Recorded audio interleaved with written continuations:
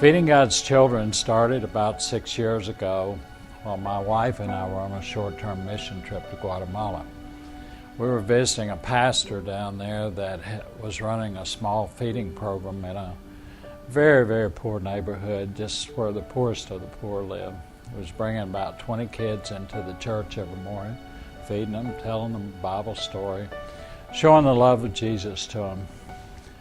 God really broke our heart for this. And we said, yes, we can do something like this to help him. Our hearts were just captured by what the church was doing for these children. And on the way home on the airplane, I remember so clearly, we started talking, and it was as if God said to both my husband and myself, you can do this. This is something I would like for you to do at home. So we came home and put together a sponsorship program, much like some of the others that you're familiar with.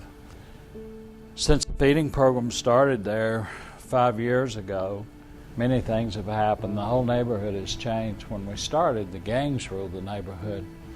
The little girls were turned out into prostitution at 10, 12 years old. The little boys' life expectancy was about 25 years. And now the whole neighborhood has changed to where the kids are flourishing, the gangs are gone.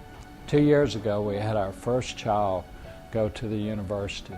Since then, we've opened 2 more programs in Guatemala, one at our orphanage, and the second one that we've opened recently is with a Guatemalan doctor who operates a school in Palencia.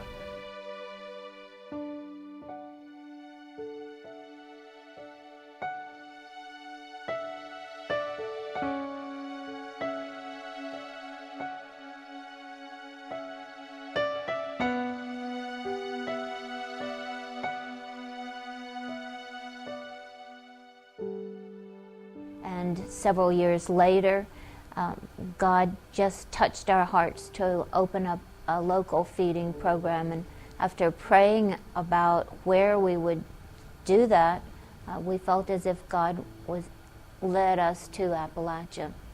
We knew that there were a lot of needs here and a lot of people were suffering because of the economy.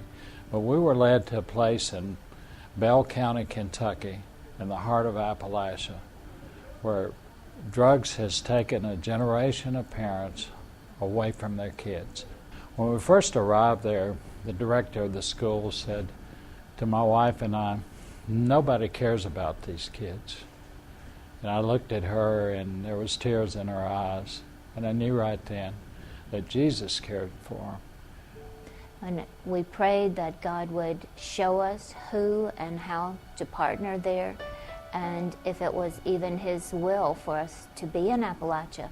And it is amazing when God wants something done and you're standing there saying yes, He will open the doors just right and left. We have a program in an alternative school, and now we've just started a backpack program where we send backpacks home with the children on the weekends, and that gives them food for the weekends, which is when most of them are become really hungry.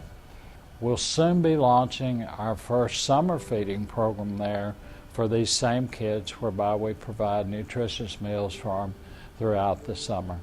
Of course, our ultimate goal is to show the love of Jesus and to tell them about Jesus, but you have to meet their physical needs before you can do that.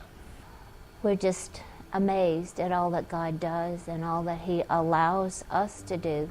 We encourage you, if God is leading you to join us and to go with us perhaps on a short trip up to Appalachia or even to Guatemala. All you have to do is say yes. The most important thing is that when Jesus prompts you or touches your heart, is to just say yes.